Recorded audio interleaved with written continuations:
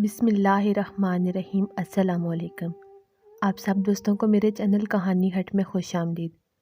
تو آئیے شروع کرتے ہیں آج کی کہانی۔ ایک لوتی اولاد غریب کی ہو یا امیر کی، خوش قسمت ہی تصور کی جاتی ہے۔ پیار و محبت کے کتنے ہی انمول رنگ اس کی جھولی میں سمٹ آتے ہیں۔ ریشم بھی اکلوتی تھی، ہوش سنبھالنے تک اسے قطعی یاد نہیں کہ وہ کبھی دکھ میں رہی ہو۔ اس کے والدین غریب نہ تھے، کھاتا پیتا گھرانہ تھا، مگر ریشم کے معیار کی فصیل اتنی بلند تھی۔ ریشم، تو کیا سمجھتی ہے؟ میں اس دنیا میں نہیں رہتی؟ جو کچھ تم چاہتی ہو میں نہیں چاہتی؟ کیا مجھے معلوم نہیں کہ میرے گھر میں کیا کچھ ہوتا ہے؟ مگر تیرے باپ کی آمدنی اس قدر نہیں کہ قیمتی ڈیکوریشن کے لیے گنجائش نکل سکے، کہ اس کے باپ کی محدود آمدنی اسے اونچا اڑانے سے قاصر تھی۔ بھلا ہو اس عمدہ تربیت کا جس کا رنگ اس پر چڑھ چکا تھا، ورنہ اس کی حرص اسے کسی بھی انہونے راستے پر لے جا سکتی تھی۔ مگر جرم کی کوئی شاخ اس کی نفسیات میں کہیں پلتی رہی۔ جو ساز و سامان ان کے گھر میں نہیں تھا، سہیلیوں کے گھر ان سے بھرے پڑے تھے۔ جن کپڑوں کو اس کا وجود ترستا تھا، فیشن میگزین ان سے رنگین تھے۔ اس کی غلطی یہ تھی کہ وہ ہر چمکتی چیز کو سونا سمجھ دیتی تھی۔ ہر شے کو دیکھ کر اسے خیال آتا کہ یہ اس کے پاس کیوں نہیں ہے۔ وہ دل میں فیصلہ کر چکی تھی کہ زندگی کے کسی بھی حصے میں ان چیزوں کو ضرور حاصل کرے گی۔ ابھی وہ اسکولی دور میں تھی، مگر گھر کے پرانے فرنیچر کو دیکھ کر اس کا خون کھول اٹھتا۔ پہلے پہل تو وہ یہ سمجھتی تھی کہ یہ سب کچھ ماں کی بے پرواہی کی وجہ سے ہے۔ انہیں گھر کو سنوارنے کا شوق اور سلیقہ ہی نہیں ہے۔ اس نے کئی بار ناک بوں چڑھا کر ماں کی توجہ اس جانب مبذول کرائی۔ پہلے تو وہ ہوں ہاں کہہ کر اس کی بات کو ٹالتی رہی، پھر ایک دن اس کی یہ غلط فہمی دور کر دی۔ جتنا پس انداز کر سکتی ہوں کسی اچھے برے وقت کے لیے بچا کر رکھ لیتی ہوں۔ تو نہیں سمجھتی میری جان، جس گھر میں اللہ بیٹی دیتا ہے نا، ماں باپ کو بہت کچھ سوچنا پڑتا ہے۔ ماں، سبھی کے گھروں میں عمدہ فرنیچر، اعلیٰ ڈریس اور معیاری ساز و سامان بھرا پڑا ہے۔ شبنم کے ابو کے پاس اتنی لمبی کار ہے، وہ کپڑے بھی اعلیٰ اور نفیس پہنتی ہے۔ شائلہ کے گھر فریج، ٹی وی اور جانے کیا کیا ہے۔ آسیہ کا گھر جیولری اور کراکری سے بھرا پڑا ہے۔ ایک ہم ہیں جو مایوسی اور کمتری کی زندگی گزار رہے ہیں۔ وہ حسرت و یاس سے کھڑکی کے پاس دور افق پر ڈوبتے سورج کو دیکھنے لگی۔ میرا دل بھی چاہتا ہے بیٹی، تجھے شہزادی بنا کر رکھوں، لیکن میں مجبور ہوں۔ ماں نے ایسی ٹھنڈی آہ بھری جس میں زبانیں بھر کا غم چھپا ہوا تھا۔ کیوں مجبور ہیں؟ بس تمہارے باپ پر ایمانداری کا بھوت سوار ہے، ایک دھیلا بھی رشوت لینے پر تیار نہیں۔ خالی خالی تنخواہ میں تو اتنا ہی ہو سکتا ہے۔ وہ ایک دم ہی سخت غصے میں آ گئی، اور ریشم نے اندازہ لگا لیا کہ وہ بھی اس طرح کی طرز زندگی سے تنگ ہیں۔ ہر عورت کی طرح ان کے بھی کچھ ارمان تھے جو بن کھلے ہی مرجھا گئے تھے۔ اس دن کے بعد وہ جیسے ریشم کی ہم خیال ہو گئیں۔ گھنٹوں بیٹھ کر ماں بیٹی چودھری بختاور حسین کی کم آمدنی کا رونا روتی رہتی اور انہیں کوستی رہتی۔ بس انہی باتوں نے نفسیاتی طور پر ریشم کی آتش ہوس کو ہوا دی۔ باپ کی ایمانداری پر فخر کرنے کی بجائے اسے نفرت سی ہونے لگی۔ ماں کی مظلومیت اس کے دل پر نقش ہوتی چلی گئی، اور اس نے تہیہ کر لیا کہ وہ ماں کی طرح ناکام زندگی بسر نہیں کرے گی۔ اس نے اپنے دل میں فیصلہ کیا کہ وہ کسی ایسے شخص سے شادی کرے گی جو ابو کی طرح بالکل نہ ہو، جس کے پاس بہت سے روپے ہوں، جو ایماندار نہ ہو مگر دولت مند ہو۔ اس دور میں وہ اس سے زیادہ سوچ بھی کیا سکتی تھی؟ جیسے تیسے اس نے انٹر کیا۔ باپ نے اسے سلائی کڑھائی سکھانا چاہی، مگر اسے ذرا دلچسپی نہ تھی۔ وہ کالج یونیورسٹی میں پڑھنا اور وہاں کے ماحول سے آگاہی چاہتی تھی، مگر یہاں بھی محدود آمدنی آڑے آئی۔ سہیلیوں کے پرس نوٹوں سے بھرے دیکھتی تو اس کے دل پر گھونسا سا لگتا۔ کسی سہیلی کے گھر جا کر اس کے زیور پہنتی، گھنٹوں آئینے میں اپنا سراپا دیکھتی تو خوش ہونے کی بجائے اداس ہو جاتی۔ قناعت پسندی اس کی فطرت میں ذرا برابر نہ رہی تھی۔ جوانی کے منہ زور جوش نے اسے اور ہی خود سر اور اکھڑا بنا دیا تھا۔ اب اسے باپ ایک ایسی ناکارہ مشین معلوم ہوتے جو کھوٹے سکے ڈھالتی ہو، اور وہ بھی اتنی کم تعداد میں جسے وہ 2 وقت کی روٹی بمشکل میسر آ سکے۔ وہ جب دوسری سہیلیوں کے والدین کو دیکھتی تو اسے اپنے باپ پر اور زیادہ غصہ آنے لگتا۔ وہ سوچنے لگتی کہ بات بے ایمانی اور ایمانداری کی نہیں، دوسروں کے باپ کوئی چور تھوڑی ہوتے ہیں جو گھر بھر لیتے ہیں۔ اس کے باپ میں اتنی صلاحیت ہی نہیں ہے کہ وہ زیادہ کما سکیں۔ اپنی نااہلی کو ایمانداری کے غلاف میں چھپا کر انہیں مطمئن کر دیتے ہیں۔ تھوڑے پر شکر ادا کرنے پر انہیں مجبور کرتے ہیں اور خود بھی خدا کا شکر ادا کرتے ہیں۔ ریشم کی سوچ کسی مرحلے پر پہنچ کر رک سکتی تھی، لیکن ماں اس کی برابر حوصلہ افزائی کرتی رہی۔ وہ اس کی ہر شکایت پر ٹھنڈی آب بھر کر رہ جاتی اور ریشم کو ماں پر رحم آنے لگتا۔ پھر وہ اپنے ساتھ ماں کو بھی اس جہنم نما گھر سے نکالنے کی ترکیبیں سوچنے لگتی۔ دھیرے دھیرے اس کی زبان باپ کے خلاف کینچی کی مانند چلنے لگی۔ وہ بیچارہ ضد ہو کر پر امید نگاہوں سے بیوی کی طرف دیکھتا، مگر اس کی آنکھوں میں بھی حقارت اور بیٹے کی حمایت کے سوا کچھ نظر نہ آتا، یہاں تک کہ وہ خاموشی سے سر جھکائے گھر سے نکل جاتا اور ماں بیٹی اپنی تقدیر کو برا بلا کہہ کر خاموش ہو جاتی۔ چودھری بختاور موجودہ صورتحال سے بے حد پریشان تھا۔ اٹھتے بیٹھتے سوتے جاگتے اسے جوان بیٹی اور اس کی موجودہ صورتحال بے حال کیے دیتی تھی۔ اس نے اس کا کالج جانا بند کر دیا اور اس کی شادی کا سوچنے لگا۔ ریشم نے خوب احتجاج کیا، بھوک ہڑتال کی، مگر باپ کا فیصلہ تو جیسے اٹل تھا۔ اسے اپنی ایمانداری اور قناعت پسندی پر فخر تھا۔ اس نے گناہوں سے پاک زندگی گزاری تھی۔ بیٹی کے طور اتوار اور ناز نخرے اسے بالکل پسند نہ تھے۔ اب تو وہ ماں کو بھی اس کے خلاف بدظن کر رہی تھی۔ انہوں نے اپنی بیوی کو کہہ دیا کہ وہ اپنی بیٹی کو سمجھائے، ہم نے اپنی زندگی بتا دی ہے، چاہے حسرتوں اور مایوسیوں میں سہی، مگر حرام کی ایک پائی نہیں لی۔ تم ریشم کو شادی پر رضامند کرو، خدا اس کی خواہش پوری کر دے اور اسے ایسا خاوند و گھر ملے جو مسرتوں کا گہوارہ ہو۔ یوں ماں نے ریشم کو اعتماد میں لینے کے لیے بات چھیڑی۔ بیٹی، ہر لڑکی کو ایک دن اپنے گھر جانا ہوتا ہے۔ یہ دن ماں باپ کے لیے سہانے روپ بھی ہوتا ہے اور خوشیوں کا خزانہ بھی۔ میں بھی چاہتی ہوں کہ تجھے اچھا شوہر اور معیاری گھر ملے جہاں تم شاد و آباد رہو۔ ہم نے جو لڑکا دیکھا ہے اس کا نام اسلم ہے اور وہ کسی دفتر میں کام کرتا ہے، تنخواہ معیاری ہے، گھر اس کا اپنا ہے۔ اچھا، آپ چاہتی ہیں کہ آپ کی طرح میں بھی محرومیوں کے درمیان پوری زندگی گزار دوں؟ ریشم نے زبان چلائی۔ کیا مطلب؟ مطلب یہ ہے کہ وہ ایک تنخواہ دار ہے، اس کے پاس اپنی زمین بھی نہیں ہے۔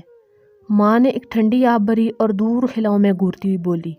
بیٹی، میں تمہارا دکھ سمجھتی ہوں، اس لیے کہ میں بھی آگ میں جلتی رہی ہوں، لیکن کچھ باتیں انسان کے اختیار میں نہیں ہوا کرتی۔ غریب کے گھر غریب کا ہی رشتہ آتا ہے۔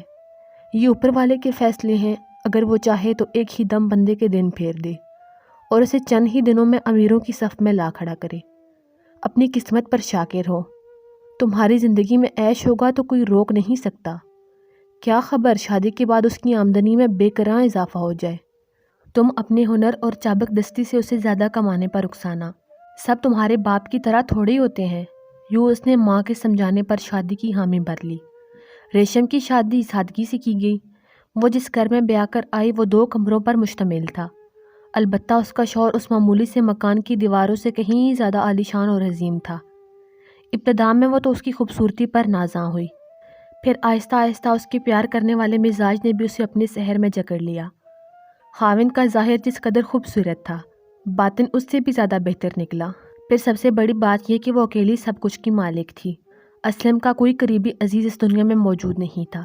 اس کی ماں نے اس کا انتخاب کرتے ہوئے اس پہلو کی طرف خاص توجہ دی تھی شاید۔ شادی کے شروع دن بے کرام مسرتوں میں گزرے، کبھی وہ کسی پارک میں ہوتے تو کبھی کسی ریسٹورنٹ میں۔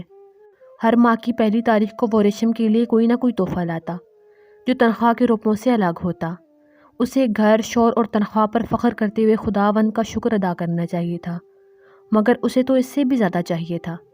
ریشم کے کہنے پر ہی اس نے شام کے وقت 2-4 ٹیوشن گھر پر رکھ لی، جس سے ہر ماہ چند ہزار روپے جمع ہونے لگے۔ پھر ہوس نے ذرا اور سر ابھارا۔ 6 ہی ماہ بعد اسلم نے نئی جاپانی موٹر سائیکل خرید لی تو اس کے دل میں نیا مکان خریدنے کی آرزو جاگی۔ اسلم نے دفتر ہی میں کمیٹی شروع کی ہوئی تھی، وہ نکل آئی، مگر یہ روپے اس قدر نہ تھے۔ مگر اسے احساس ہو چکا تھا کہ اسلم ایک روز سے ضرور نیا مکان خرید کر دے گا۔ ریشم کے ماں باپ بے حد خوش تھے کہ ان کی بیٹی مسرتوں میں کھیل رہی ہے۔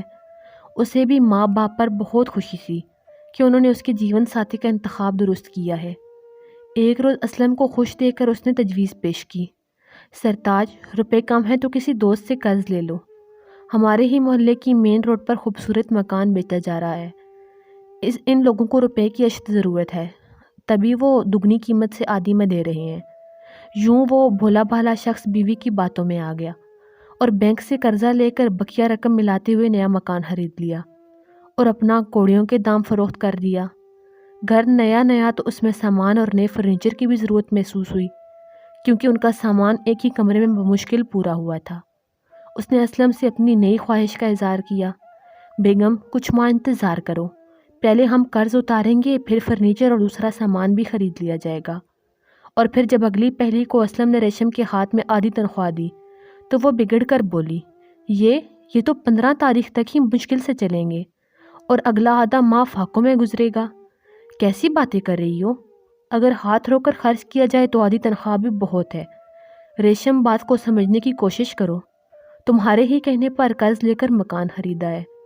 اس نے اسے گویا سمجھایا، اسلم یہ حساب کتاب مجھے نہیں آتا، اپنی آمدنی بڑھاؤ ورنہ مجھے میرے گھر چھوڑاؤ، فاقے ہی کرنے ہیں تو میرا گھر۔ وہ سمجھ رہی تھی کہ اس کی یہ دھمکی کارگر ثابت ہوگی، مگر یہ دیکھ کر وہ حیران رہ گئی کہ اسلم اس کے سامنے کسی بھی مجرم کی طرح ہاتھ باندھے کھڑا تھا اور اس کی صورت روحان سی تھی۔ معاف کرنا ریشم، میرے وسائل اس قدر نہ تھے کہ میں قرض لیے بنا نیا مکان خرید سکتا۔ وہ بیچارہ یہ سمجھ رہا تھا کہ ریشم اس کے ایسا کرنے پر مشتعل ہے، اور بات بھی سچ تھی۔ آدھی تنخواہ میں مہینہ بھر گزارا ہو سکتا تھا، عیاشی اور سیر سپاٹے ہرگز نہیں۔ ریشم نے بھی اس وقت یہی سمجھا کہ وہ اس کے احساس جرم سے آزاد سمجھوتا کر لے تاکہ وہ اس سے دبا رہے، وہ احساس کمتری میں مبتلا رہے اور ریشم اس پر ہر طرح کا حکم چلاتے ہوئے اپنی منمانی کرتی رہے۔ اچھا چلو کہیں باہر چلتے ہیں، کم از کم آج کا دن تو گھوم لیں۔ ریشم نے چہرے پر مصنوعی مسکراہٹ سجائی۔ چلو، وہ بھی مسکرایا۔ ریشم نے باقاعدہ پلاننگ کے تحت اس سے بے پناہ محبت کا اظہار شروع کر دیا۔ اسے اپنے کسی رویے سے یہ ظاہر نہ ہونے دیا کہ وہ تھوڑی سی تنخواہ پر ناخوش ہے۔ وہ چہک چہک کر اپنی خوشیوں کو بیان کرتی رہی تاکہ اس کے دل میں ان خوشیوں کی تکمیل کا پودا جڑ پکڑ سکے اور وہ اسے خوش کرنے کے لیے اپنی آمدنی میں اضافے کی ذرائع تلاش کرنے میں مصروف ہو جائے۔ لیکن وہ بھی بہت ذہین اور سمجھدار انسان تھا۔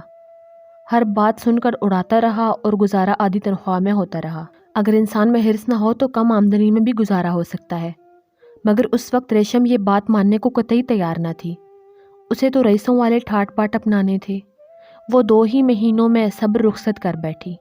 اشاروں کنائیوں سے بات نہ چلی تو اس نے صاف کہنا شروع کر دیا، اب مجھ سے اور صبر نہیں ہوتا، تنگ آ گئی ہوں روکھی سوکھی کھاتے کھاتے۔ وہ بگڑ کر بولی، بس چند ماہ کی بات ہے، پھر پوری تنخواہ گھر آیا کرے گی۔ پوری تنخواہ تو ایسے کہہ رہے ہو جیسے لاکھوں روپے آیا کریں گے۔ ریشم نے پھر چوٹ کی، اللہ مالک ہے، وہ کہتا بات آئی گئی ہو گئی۔ پھر اس بات پر روزانہ جھگڑا ہونے لگا۔ اسلم ہمیشہ نرمی کا مظاہرہ کرتا جبکہ ریشم آپے سے باہر ہو جاتی۔ آخر ایک روز اس نے صاف لفظوں میں کہہ دیا، اسلم ایمانداری سے کما کر تو آج کل کے دور میں کوئی پیٹ بھی نہیں بھر سکتا، تم اوپر کی آمدنی پر کیوں توجہ نہیں دیتے؟ میں ایسے محکمے میں ہوں جہاں ایسے کوئی مواقع نہیں۔ اسلم نے کہا، تو اپنا محکمہ بدل لو، کسی ایسی جگہ نوکری کرو جہاں پہ مواقع ہوں، روپیہ ہوگا تو ہاتھ کھلے ہوں گے، ہاتھ کھلے ہوں گے تو دن بدلیں گے، ورنہ خدا سے ڈرو بیگم، اللہ تعالیٰ نے بہت کچھ دے رکھا ہے اور میں رشوت وغیرہ پر ایمان نہیں رکھتا۔ اور تم کیسی بیوی ہو، مجھے ایسے کاموں کی طرف راغب کر رہی ہو؟ جانتی ہو برے کاموں کے انجام قطعی اچھے نہیں ہوا کرتے، پھر تم یہاں بیٹھ کر بھلائی چاٹتے رہو۔ مجھے اجازت تو یہ سزا میں نہیں کاٹ سکتی، میں ماں باپ کے گھر چلی جاتی ہوں۔ بس اسلم کی یہی کمزوری تھی جس کا وہ فائدہ اٹھا رہی تھی۔ اسے ریشم کی جدائی کسی حال میں بھی گوارا نہ تھی۔ وہ پگھل گیا، اس نے ریشم سے بہت سے وعدے وحید کر لیے۔ وہ مطمئن تو نہیں ہوئی، اگرچہ یہ سوچ کر خاموش ہو گئی کہ دھیرے دھیرے اسلم اس راہ پر آ ہی جائیں گے۔ ایک دن ریشم اپنی پڑوسن کے ساتھ گئی اور بازار سے قسطوں پر فرنیچر لے آئی۔ اب دیکھتے ہیں قسطیں کیسے ادا نہیں کرتے، اس نے دل ہی دل میں کہا اور اسلم کا انتظار کرنے لگی۔ دفتر سے چھٹی پر اسلم گھر آیا تو گھر کی حالت ہی بدلی ہوئی تھی۔ اس نے حیرانی سے ادھر ادھر دیکھا اور ریشم سے پوچھا، یہ سب کچھ کیسے لائی ہو؟ اور قسطوں پر لائی ہوں جی، اور کیسے؟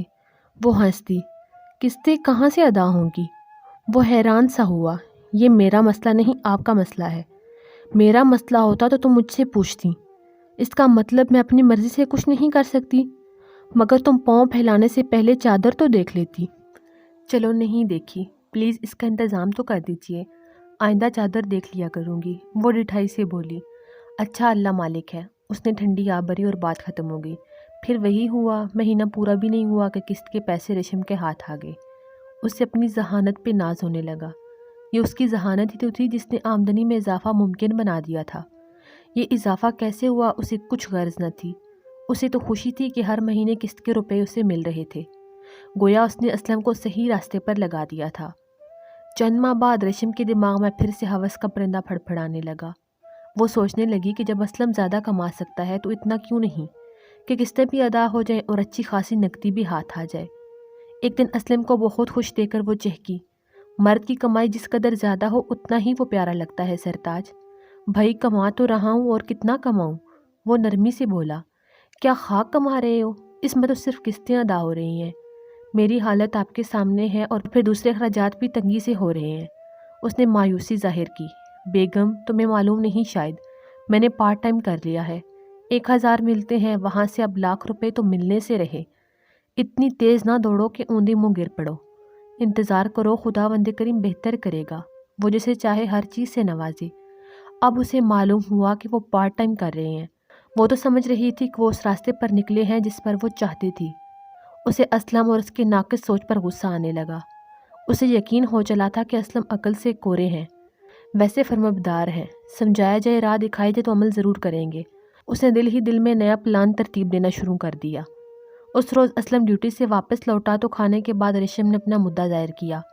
اسلم، اس ملک میں کچھ نہیں رکھا، میں کہتی ہوں کہیں باہر نکل جاؤ۔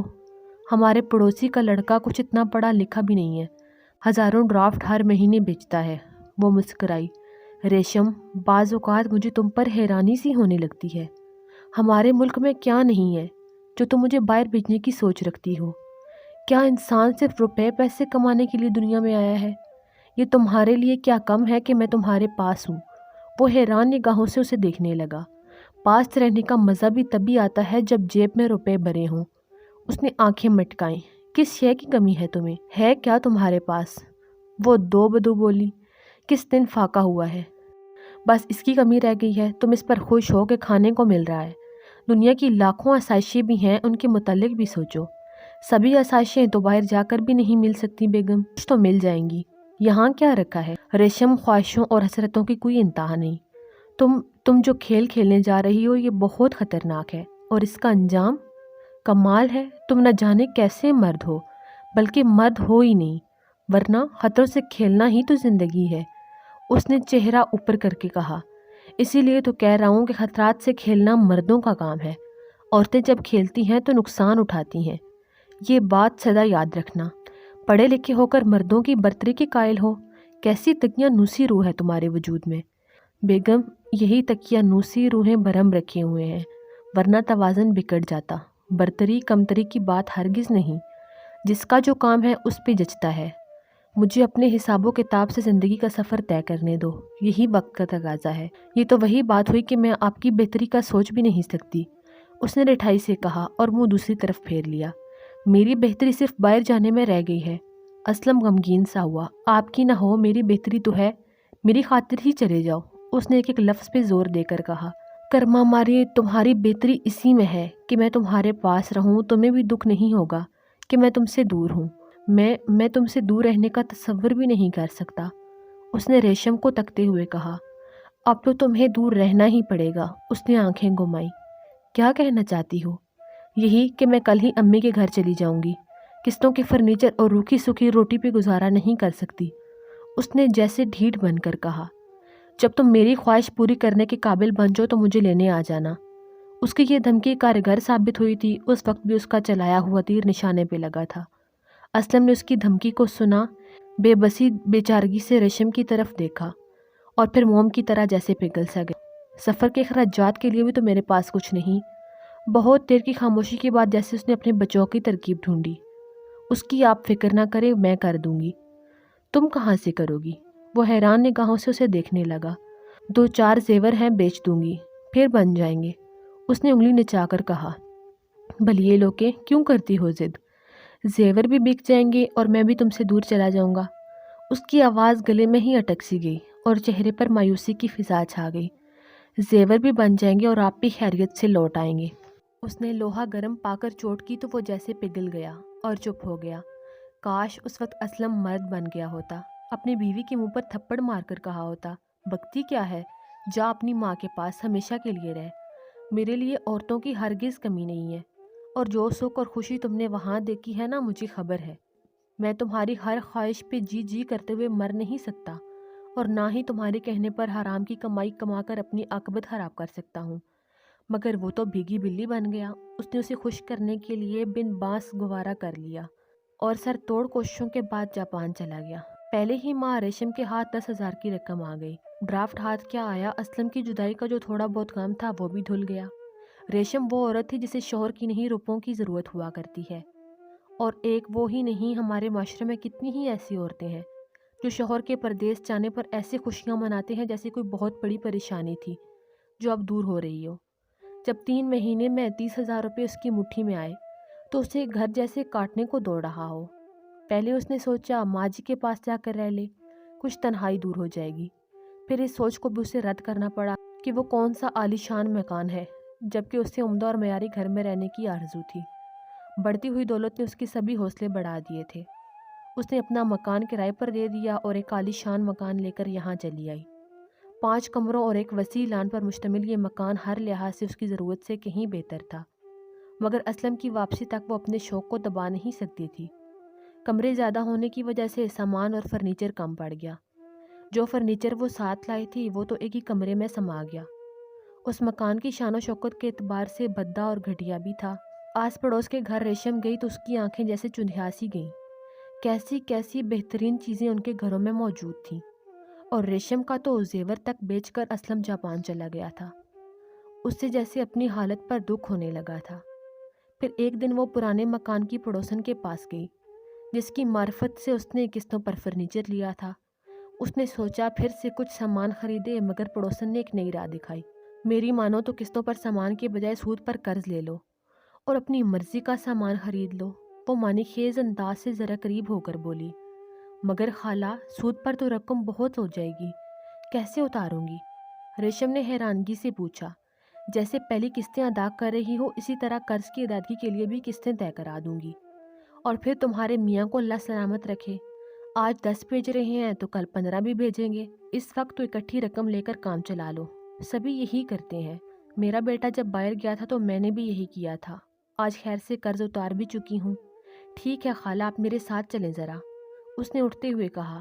خالہ نے برقع سر پر رکھا اور اسے لے کر شہر کی نشیبی بستی میں چلی آئی۔ چلنے پھرنے والوں سے اندازہ ہو رہا تھا کہ یہاں سبھی پٹھان بستے ہیں۔ خالہ یہ تو مجھے کہاں لے آئی؟ ریشم نے حیران ہو کر پوچھا۔ بیٹا یہیں تو رہتے ہیں گل خان، بس تم میرے ساتھ چلی آؤ۔ چند گلیاں عبور کرنے کے بعد وہ گل خان کے دروازے پر تھیں۔ خالہ نے بیل بجائی اور پھر جلد ہی ایک موٹا تازہ جوان بڑی بڑی مونچھوں والا دروازے پر نمودار ہوا۔ دیکھنے میں روپے پیسے والا لگتا تھا۔ ریشم سمجھ گئی کہ گل خان یہی ہوگا۔ اس نے خالہ کو دیکھتے ہی مسکرا کر اپنا ہاتھ آگے بڑھا دیا، اور خالہ نے بھی اس کے ہاتھ پہ اپنا ہاتھ رکھ دیا۔ اوئے خالہ جان، میں قربان، آج گل خان کا یاد کیسے آ گیا؟ ام کو بولا ہوتا، ام خود حاضر ہو جاتا۔ اس نے ایک چنٹی نظر ریشم پر ڈالی اور انہیں لے کر اندر چلا گیا۔ گھر میں مکمل سناٹا تھا، مکان بہترین تھا مگر یہاں وہ اکیلا ہی رہتا تھا۔ ابھی حکم کرو، اس نے پھر ریشم کی طرف دیکھا۔ ذرا ٹھہرو، اس نے ہاتھ کا اشارہ کیا۔ پہلے یہ بتاؤ یہ زنانی کون ہے؟ اس کے لیے تو آئی ہوں، یہ میری پڑوسن ریشم ہے، بیچاری نے مکان نیا خریدا ہے، سجانے کے لیے رقم چاہیے، اس کا میاں جاپان میں ہے، ہر مہینے رقم بیچتا ہے، لوٹاتی رہے گی۔ پڑوسن خالہ نے تفصیل بتائی۔ قسم بخدا، اس کا آدمی جاپان میں ہے تو ہمیں کیا فکر، اور پھر تم ضمانتی ہو، کیسے انکار کرے گی ہم؟ ابھی تم بولو کتنا رقم درکار ہے؟ 1,00,000، 2,00,000، 10,00,000، بھائی بولو، اس نے ریشم کو براہ راست مخاطب کیا۔ بس خان صاحب، 1,00,000 میں کام چل جائے گا، ریشم نے ڈرتے ڈرتے کہا۔ ابھی ہم سے شرماؤ نہیں، زیادہ چاہیے تو بولو۔ نہیں خان صاحب، اتنا ٹھیک ہے، اس بار پڑوسن خالہ بولی، مگر ہمارا ایک اصول ہے، ہم پیسہ گھر جا کر پہنچاتی ہے۔ خان بولا، ٹھیک ہے، یہ تو اور اچھا ہے، تو پھر اپنا پتہ بولو۔ ریشم نے پتہ بتا دیا۔ گل خان نے ایک کاپی پر پتہ لکھا اور اٹھ کر چلا گیا۔ واپس آیا تو اس کے ہاتھ میں 2 کاغذ تھے، اور یہاں انگوٹھا لگاؤ۔ یہ کیا ہے خان صاحب؟ ریشم نے پوچھا۔ ہم نے تم کو 1 لاکھ روپے دیا، اس کا کاغذ ہے، اس پر انگوٹھا اس وقت لگے گا جب آپ رقم لے کر آئیں گے۔ تم ابھی گل خان کو جانتا نہیں ہے، اس واسطے بول رہا ہے۔ چلو ٹھیک ہے، ہم کل پہنچ جائیں گے۔ دوسرے دن گل خان روپے لے کر ریشم کے پاس پہنچا۔ اس نے روپے اسے تھما دیے اور پھر کاغذ نکال کر کہا، اب تو انگوٹھا لگائے گا نا؟ ریشم نے کاغذ پر انگوٹھا لگایا اور رقم وصول کر لی۔ وہ شخص دستخط کا قائل نہیں تھا۔ رقم ہاتھ آنے پر ریشم کی ہوس کو پھر سے ہوا لگی۔ وہ لو کی صورت شعلوں میں بھڑکنے لگی۔ وہ اس وقت خوشی سے اس قدر سرشار تھی جیسے یہ رقم اسے مفت میں ملی ہو۔ وہ فوراً اپنی ماں کے پاس پہنچی، انہیں بتایا کہ اسلم نے روپے بھیجے ہیں، مجھے کچھ سامان خریدنا ہے۔ ماں نے اسے سمجھایا، بیٹا یہ روپے آڑے وقت کے لیے سنبھال لو، تم اکیلی رہتی ہو، کیوں دنیا کو دکھانے کی باتیں کرتی ہو؟ مگر اس پر تو حرص اور لالچ کا بھوت سوار تھا۔ وہ ماں کو زبردستی لیے بازار پہنچ گئی۔ فرنیچر، پردے، ڈیکوریشن پیس اور سیف، الماری، جو کچھ خرید سکتی تھی سب خرید لیا۔ واپس لوٹی تو چند ہزار روپے بیگ میں تھے۔ پورا گھر جگمگ کرنے لگا تھا، ہر سو خوبصورتی عیاں تھی۔ سب کو پتا تھا کہ ریشم کا شوہر جاپان میں ہے۔ محلے کی جو عورت بھی اس کے گھر آئی، اس کی قسمت پر رشک کرتی نظر آئی تو اس کا دماغ آسمان کی بلندیوں پر پرواز کرنے لگا۔ آپ کے پاس گاڑی نہیں ہے؟ ایک دن محلے کی ایک خاتون نے اس سے پوچھا۔ ایک چھوڑو، 2 گاڑیاں تھیں ہمارے پاس، اس نے چہک کر کہا۔ میرے شوہر چونکے مجھے بھی ساتھ لے جانا چاہتے تھے، تبھی دونوں بیچ دیں، پھر بعد میں پروگرام تبدیل ہو گیا، وہ اکیلا ہی چلا گیا۔ گاڑی تو فی الحال تمہارے لیے بہت ضروری ہے، اس علاقے میں رکشہ ٹیکسی تو کبھی ملتا ہی نہیں، اور پھر جس کے پاس گاڑی رہ چکی ہو وہ اس کا عادی ہو جایا کرتا ہے۔ اور نہیں تو کیا، میں تو اب ڈرائیونگ بھی بھول گئی، سوچ رہی ہوں خرید ہی لوں۔ ویسے وہ گاڑی اپنے ساتھ لے کر ہی آئیں گے، وہ مسکرا کر بتا رہی تھی۔ وہ تو خیر لائیں گے ہی، تم بھی خرید لو، سیکنڈ ہینڈ ہی سے ہی۔ لو، پرانی گاڑی بھی کوئی گاڑی ہوتی ہے، اس نے حقارت سے کہا۔ تمہیں کون سی روز روز استعمال کرنی ہے؟ کبھی کبھی تو تم کہیں جاتی ہو، کھڑی رہنے کے لیے کیا بری ہے؟ اس نے ہنس کر کہا۔ اچھا دیکھا جائے گا، میں انہیں خط لکھتی ہوں، اس نے ایک اندازے بے نیازی سے آنکھیں گھما کر کہا۔ وہ عورت اٹھ کر چلی گئی، لیکن ریشم کو ایک نئی راہ دکھا گئی۔ یہ خیال تو مجھے آیا ہی نہیں تھا کہ کار بھی خریدنی ہے، میں کچھ زیادہ ہی قرض لے لیتی، فرنیچر کے ساتھ ایک کار بھی خرید لیتی۔ چلو خیر، اس نے دل ہی دل میں کہا۔ اس مہینے اسلم نے 15,000 کا ڈرافٹ بھیجا۔ پتہ نہیں ریشم نے انہیں کون سی الٹی سیدھی باتیں سنائی تھیں، اور جب گل خان قسط وصول کرنے آیا تو وہ اس کے ہاتھ پہ قسط رکھتے ہوئے ہنس کر کہنے لگی، خان صاحب مجھے 1 لاکھ اور دے دو، میں 4 کی بجائے 6,000 روپے ماہوار ادا کرتی رہوں گی۔ یوں گل خان نے راضی خوشی روپے دے دیے۔ اس نے اخبار میں گاڑی کے اشتہار دیکھنے شروع کر دیے۔ چند دنوں کی تگودو کے بعد اسے مرضی کی گاڑی مل گئی۔ کلاس فیلو کے ساتھ رہ کر اس نے ڈرائیونگ تو سیکھ ہی لی تھی، لائسنس کا مسئلہ تھا وہ بھی آخر حل ہو گیا۔ پھر اس کے پیر زمین پر نہیں ٹکتے تھے، کبھی وہ سہیلی کے پاس تو کبھی دوسری کے پاس، کبھی وہ ایک سہیلی کے پاس تو کبھی دوسری کے پاس۔ دراصل وہ بتانا چاہتی تھی کہ میرے میاں جاپان میں ہیں، میں نے بنگلہ، گاڑی اور بہت کچھ خرید لیا ہے، اور آج میں بھی امیروں کی صف میں شامل ہوں۔ پھر اس سے رہا نہ گیا تھا شاید۔ اپنی دوست صفیہ کے پاس جا کر اس نے چہک کر کہا، دیکھ لو صفیہ، تم نے ایک روز میری غربت کا مذاق اڑایا تھا، میری بے عزتی کی تھی، میرے والدین کے سامنے مجھے شرمسار کیا ہوا تھا، مگر آج، اوہ سوری، تم کون سی پرانی باتیں لے کر بیٹھ گئی ہو؟ آؤ اندر، میں تم سے معافی مانگتی ہوں، میں تو آج تک اپنے کیے پر شرمندہ ہوں، اس روز مجھے نہ جانے کیا ہو گیا تھا یار۔ نہیں، میں اندر نہیں آؤں گی، میں صرف تمہیں یہ بتانے آئی ہوں کہ کبھی کسی کی غربت کا مذاق نہ اڑانا، کیونکہ کبھی کبھی خدا غریب کی بھی سن لیا کرتا ہے، اور اسے وہ سبھی کچھ عطا کر دیتا ہے جس کی اسے خواہش ہوا کرتی ہے۔ وہ اسے گھسیٹ کر زبردستی اندر لے گئی، چائے بھی زبردستی پلائی اور پھر اسے زیور کا باکس اٹھائے اس کے سامنے رکھ دیا۔ کچھ لمحوں کی خاموشی کے بعد گلوگیر سی آواز میں بولی، ریشم آج تم امیر ہو، اور خداوند کریم نے مجھ سے سبھی کچھ چھین لیا ہے۔ میرا خاوند اچانک حادثے میں دنیا چھوڑ گیا، والدین پہلے ہی وفات پا چکے تھے، دیور نے دھکے مار کر گھر سے نکال دیا، اور میں یہاں اپنی خالہ کے ہاں رہ رہی ہوں۔ یہ زیور اب میرے کسی کام کے نہیں ہیں، شاید تم جو چاہتی ہو لے لو، مناسب دام میں دے دوں گی، بک تو کہیں بھی جائیں گے، مگر تم خرید لو گی تو کبھی نہ کبھی آ کر دیکھ لیا کروں گی، یہ سمجھو کہ یہ میرے پاس ہی ہیں۔ زیور دیکھتے ہی ریشم کے تیور جیسے بدل گئے، اس کے اندر ہوس کے الاؤ جلنے لگے۔ وہ للچائی نظروں سے اسے دیکھتے ہوئے بولی، کتنے کے ہوں گے جی؟ سنا دکھائے تھے 70,000 کہہ رہا تھا، تم کچھ کم دے دو۔ اس نے حیرت زدہ نگاہوں سے اسے دیکھتے ہوئے کہا، واہ، کم کیوں دوں؟ میں اس سے زیادہ ہی دوں گی تمہیں۔ گاڑی لے چکی ہوں ورنہ تمہیں دگنی قیمت دیتی۔ اس نے سر کا اشارہ کیا۔ ابھی لے جاؤ، روپے پہنچا دینا۔ وہ بولی، نہیں، جب روپے لے کر آؤں گی لے جاؤں گی۔ وہ اٹھ کر واپس چلی آئی۔ 25-30 ہزار اس کے پاس۔ وہ گاڑی لیے پھر خان صاحب کے پاس پہنچی۔ گل خان نے مسکراتے ہوئے اس کا استقبال کیا۔ جی بلبل، اب بتاؤ کیا بات ہے؟ خان صاحب، مجھے 50,000 روپے فوراً چاہیے۔ اس نے اس قدر اپنائیت سے کہا کہ گل خان کھل اٹھا۔ ہم حاضر ہے ریشم بی بی۔ وہ دوسرے کمرے میں گیا اور رقم اٹھا کر اس کے ہاتھ پر رکھ دی۔ ہم تمہاری خاطر اپنا قاعدہ توڑتی ہے، رقم اور دے رہا ہوں کہ بلبل جان کو ضرورت ہے۔ خان صاحب انگوٹھا۔ وہ بولی، وہ کارروائی گھر پر ہوگا، اس نے کہا اور وہاں سے نکل کر سیدھی سہیلی کے پاس پہنچی۔ تمام زیور اس سے لیا اور رقم ادا کر دی اور گھر چلی آئی۔ اب وہ 2.5 لاکھ کی قرض دار ہو چکی تھی، بلکہ سود شامل کرتے ہوئے کچھ زیادہ کی، لیکن وہ مطمئن تھی کہ قسطیں ادا ہو رہی ہیں۔ شان و شوکت الگ قائم ہے۔ اس نے جس قدر خواب دیکھے تھے سبھی پورے ہو گئے۔ اس سے بس کبھی اس کا جی چاہتا کہ اسلم بھی ساتھ ہوتے، مگر وہ ہوس پرست تھی۔ دل کی خواہشوں اور حسرتوں میں محبت جیسے پاکیزہ اور بے مول جذبے کو فراموش کرتے ہوئے بے لگام گھوڑے کی مانند سر پر دوڑتی رہی۔ اگر وہ اپنی خواہشوں کو زنجیر پہنا دیتی اور روکی سوکی میں محبت کے ساتھ قدم سے قدم ملا کر چلتی تو پوری دنیا اس کے لیے جنت سے کم ہرگز نہ ہوتی۔ یہ سوچتے ہوئے اس کے آنسو نکل آئے، مگر لالچ اور ہوس پرستی میں وہ انہیں ضبط کرتے ہوئے پھر سے آگے بڑھنے لگی۔ مگر سبھی کچھ پا کر بھی تنہائی اس کے لیے عذاب بننے لگی تھی۔ گل خان بے باک چلا آتا اور کہتا، ارے بلبل، آج تو ہم تمہارے ہاتھ کی چائے پیے گا، اور وہ مسکرا کر اسے اندر بلانے پر مجبور تھی۔ اس نے چائے کیا پلائی، پھر تو وہ ہر ماہ ڈھیٹ بن کر چائے پینے لگا۔ 8 مہینے گزر گئے، پھر 1 مہینے ڈرافٹ نہیں اسلم کا خط ملا۔ اس نے لکھا تھا، ریشم، مجھے نوکری سے نکال دیا گیا ہے، لیکن جلد ہی کسی دوسری ملازمت کا بندوبست کر لوں گا، تم گھبرانا نہیں، اور اب تک جو جمع کیا ہو اسے خرچہ چلا لو۔ وہ اس سے آگے کچھ نہ پڑھ سکی، اور اس کے نگاہوں کے سامنے دھوئیں کے بادل سے چھا گئے اور زمین جیسے گھومنے لگی۔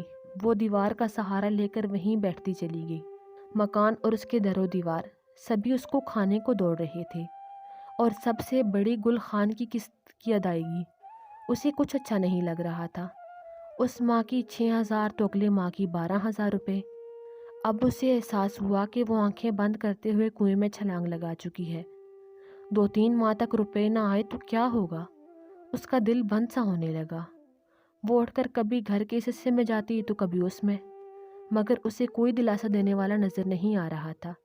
ایک وہی ہم سفر تھا اسلم، جسے وہ اپنی خواہشوں کی تکمیل میں اسے ہزاروں میل دور بھیج چکی تھی اور اپنے آپ سے اوجھل کر چکی تھی۔ اسے کسی پل چین نہیں آ رہا تھا۔ وہ سبھی قیمتی چیزوں کے درمیان کھڑی تھی، مگر آج سکون نام کی شے اسے میسر نہ تھی۔ اگلے روز گل خان اپنی قسط وصول کرنے آدم کا۔ وہ اسے اندر بلانا مناسب نہیں سمجھتی تھی، مگر وہ اسے اندر بلا لائی، کیونکہ آج اسے مجبوری تھی۔ مطلب آ پڑا تھا، کیوں آج تم باہر نہیں جائے گا؟ خان صاحب، کیوں شرمندہ کرتے ہو؟ گل خان اندر داخل ہو رہا تھا، مگر اسے یوں محسوس ہو رہا تھا جیسے وہ کوئی بہت بڑا جرم کر رہی ہو، اور اسلم اسے چھپ چھپ کر دیکھ رہا ہو۔ اسے پسینے آ رہے تھے۔ قسم با خدا، تمہارا گھر بہت خوبصورت ہے۔ ابھی ہم سوچتا ہے کہ پہلے تم نے اندر کیوں نہیں بلایا، اور ہم کیوں نہیں یہاں آیا۔ ہائے نصیب، آج تو قسمت کھل گیا۔ اس نے خود ہی کہا، خود ہی ہنسنے لگا۔ ارے بلبل، آج تم کچھ پریشان سا لگتا ہے، تمہارے چہرے پر ہوائیاں سی اڑی ہیں، کوئی خطرے والا بات تو نہیں؟ اس نے گھسیٹ کر کرسی قریب کر لی۔ بات دراصل یہ ہے خان صاحب۔ وہ ذرا ہچکچائی۔ ہاں بھائی بولو، کیا بات ہے؟ اس مہینے اسلم کا ڈرافٹ نہیں آیا، میں آپ کی قسط نہیں دے سکوں گی، اور اگلے مہینے ڈبل نہیں، ایک ہی قسط دوں گی۔ آپ کی بڑی مہربانی اگر… ارے یارا، اتنا سا بات کو فسانہ کر دیا۔ اپنے ہاتھ کا میٹھا میٹھا چائے پلاؤ، ہم چلے گا، اس نے ہنس کر کہا۔ چائے پلانے کے بعد اس کی فکر دور ہو گئی، لہٰذا وہ بے خوفی سے باتیں کر رہی تھی۔ وہ کچھ دیر ہنس بول کر گھر چلا گیا تھا۔ 1 مہینہ پلک چھپکتے ہی گزر گیا۔ पहली तारीख आ गई, फिर 5 पर गई, ना ड्राफ्ट आया और ना हाथ।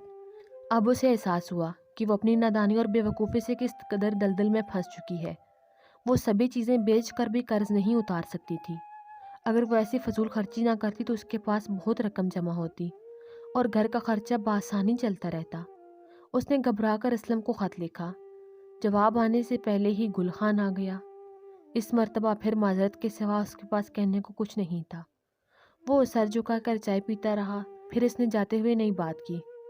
हो, ये 10,000 रुपया है, इस माह का खर्चा चलाओ। हर कोई गुल खान नहीं।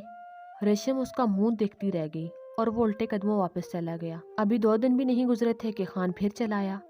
इससे कबल कभी ऐसा नहीं हुआ था कि वो महीने से पहले आता। वो हैरान निगाहों से उसे देखने लगी।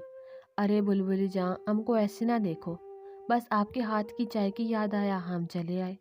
फिर उसे ये चाय रोज़ याद आने लगी।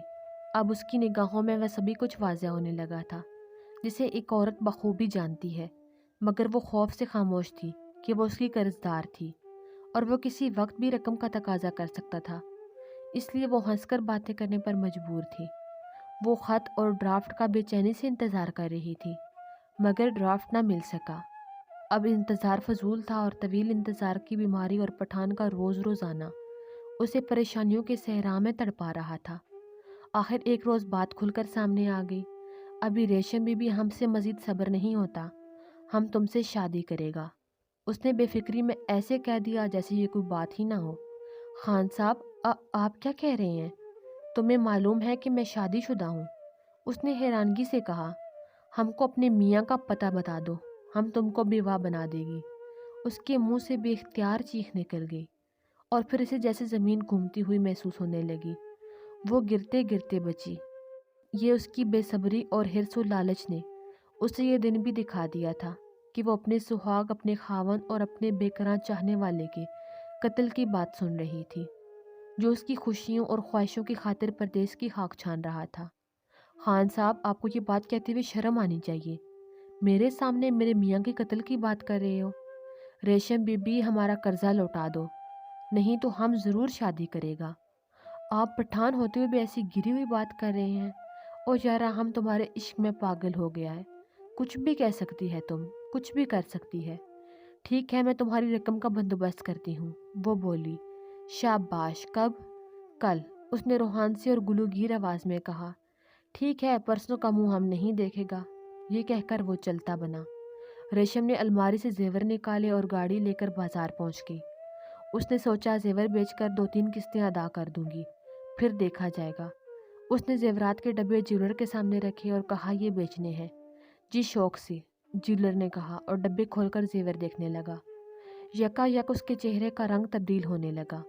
कभी वो रेशम की तरफ देखता और जेवर की तरफ। मैडम, ये जेवर आपने किससे लिए थे? आपको इससे क्या मतलब? वो हैरान होकर बोली। सॉरी मैडम, ये सब नकली हैं। क्या? उसने घबराकर जेवरों की तरफ देखा। एक सहेली ने मुझे फरोख्त किए थे, उसके मुंह से बेख्तियार निकला। उसने धोखा किया है, फौरन उसे पकड़े। वो सीधी उस सहेली के घर पहुंची जिससे जेवर खरीदे थे, मगर वो मकान फरोख्त करके किसी दूसरे शहर चली गई थी। रेशम के आंसू निकलकर गाल भिगोने लगे। फिर इसने सोचा, गाड़ी बेचकर कर्ज लौटा देगी, मगर ऐसी चीज़ें इतनी जल्दी कब बिका करती हैं, जबकि पठान कह गया था कि कल से परसों ना होने पाए। फिर वही हुआ, दूसरा दिन आया और वो चला आया। अब अकड़ने का कोई फ़ायदा नहीं था। वो कुछ वक्त ले सकती थी और वो मसलहत से ही मिल सकता था। उसने होंठों पर मसनूई मुस्कुराहट सजाकर उसका इस्तकबाल किया। उसने चाय बनाकर पिलाई। उस दौरान उसने मुकम्मल मंसूबा सोच लिया था, जिस पर अमल पैरा होना ज़रूरी था, मगर पठान भी चालाक था शायद। उसने चाय पी और उठते हुए बोला, अरे यारा, आज बंदोबस्त नहीं हुआ तो कोई बात नहीं, कल को हो जाएगा और तुम मेरी रकम वापस कर दोगी। मैं चला जाता हूँ, मगर जब तक मेरी रकम नहीं लौटाएगा, हम तुमसे रोज़ चाय भी पिएगा और तुम्हारे साथ दोपहर का खाना भी खाएगा। मंजूर है? ठीक है खान साहब, मैं जल्द रकम लौटाने का वादा करती हूँ, वो बोली। और खाना? हाँ, खाना भी दूंगी। उसने हाथ ऊपर लहराया और चला गया। और फिर उसने रेशम के घर को जैसे अपना घर बना लिया। वो रोज़ उसकी बांदी बनकर उसकी खिदमत करने लगी। वो सुबह सवेरे ही चला आता और शाम होने पर अपने घर चला जाता। इस तरह तो पूरे मोहल्ले में बदनाम हो जाऊंगी, रेशम ने सोचा। پھر وہ اپنے سوچے سمجھے منصوبے پر عمل کرنے لگی۔ گل خان آیا تو وہ ہنس ہنس کر اس سے باتیں کرنے لگی۔ وہ اپنی کامیابی پر نازاں تھا، جیسے ریشم کا بدلا ہوا روپ دیکھ کر خوش ہونے لگا تھا۔ انہوں نے مل کر کھانا کھایا۔ پھر ریشم بولی، خان صاحب آپ رات کو نہیں آ سکتے؟ کیوں نہیں؟ مگر تنہائی تو اب بھی ہے۔ وہ کچھ سوچ کر بولا، یہ بات نہیں ہے خان صاحب، دراصل دن کے وقت محلے دار آپ کو دیکھ کر باتیں بناتے ہیں، یوں ہی میں بدنام ہو جاؤں گی۔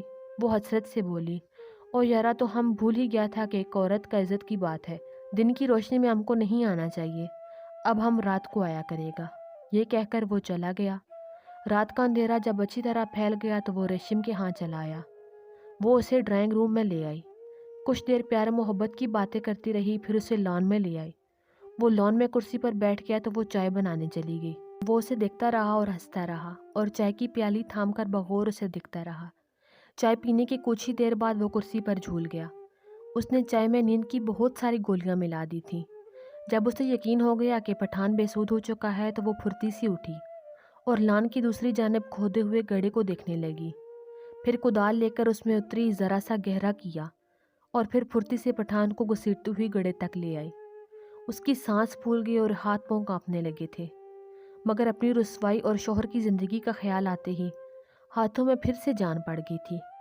اس نے پورا زور لگا کر اسے گڑھے میں دھکیل دیا، گڑھے کو مٹی سے اچھی طرح ڈھانپ کر پانی چھڑک دیا۔ گل خان زندہ دفن ہو چکا تھا۔ اپنے کام کو پائے تکمیل پر پہنچا کر اس نے غسل کیا اور بیڈ روم میں جا کر اطمینان سے سو گئی۔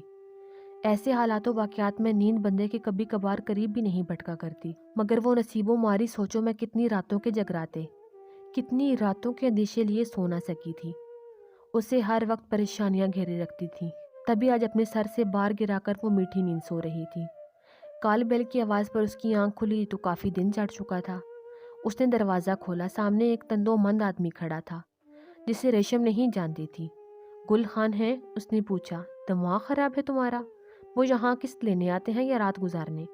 وہ خاموشی سے واپس چلا گیا تو ریشم نے دروازہ بند کر دیا، مگر اس کے اندر ہلچل سی مچ گئی۔ دھڑکتے دل کی رفتار ذرا کم ہوئی تو اسے قرار آ گیا، مگر پرانے وقتوں کے بزرگ کہا کرتے تھے، قتل کبھی فراموش نہیں کیے جاتے اور نہ ہی چھپ سکتے ہیں۔ سو اگلی صبح دروازہ پھر کھٹکھٹایا گیا۔ ریشم نے آج کسی خطرے کو بہت قریب سے محسوس کیا۔ وہ دروازے پر گئی۔ جی فرمائیے، اس نے کہا اور ٹھٹک گئی۔ دروازے پہ بہت سے پولیس والے الرٹ تھے، جیسے ہم آپ کے گھر کی تلاشی لینا چاہتے ہیں۔ وہ ذرا رعب سے بولے، ہمیں شک ہے کہ آپ نے گل خان نامی پٹھان کو یہاں چھپایا ہوا ہے۔ میں نے کہا نا، وہ یہاں آیا ہی نہیں۔ ریشم نے جھوٹ بولا، مگر وہ اس شخص کو بتا کر آیا تھا کہ تمہارے گھر جا رہا ہے۔ انہوں نے جھوٹ کہا ہوگا۔ رات کے وقت وہ یہاں کیوں آتے؟ میں یہاں اکیلی رہتی ہوں، میرے میاں جاپان میں ہیں۔ وہ اکڑ کر بولی، آپ نے ان سے قرض لیا تھا؟ جی۔ کتنا؟ 2.5 لاکھ، مگر میں برابر قسطیں ادا کر رہی ہوں۔ وہ دن کے وقت قسط لے کر جایا کرتے ہیں، رات کے وقت نہیں۔ پولیس والے نے کہا اور اسے لیے ڈرائنگ روم تک لے آیا۔ آپ سگریٹ پیتی ہیں؟ اس نے سگریٹ کی خالی ڈبیا اٹھا کر پوچھا۔ جی نہیں۔ جی ہاں۔ وہ گھبرا سی گئی۔ بہت سی عورتیں سگریٹ پیتی ہیں، آپ پیتی ہیں تو کیا ہوا؟ اتنی گھبرا کیوں رہی ہیں؟ پولیس افسر ہنسنے لگا۔ پولیس افسر بڑے غور سے ایک ایک چیز کو دیکھ رہا تھا، لیکن اسے سگریٹ کے پیکٹ کے سوا کچھ قابل ذکر چیز نہ مل سکی تو وہ باہر نکل گیا۔ وہ بھی اس کے ساتھ تھی۔ اچانک اس کی نظر لان کی طرف اٹھی۔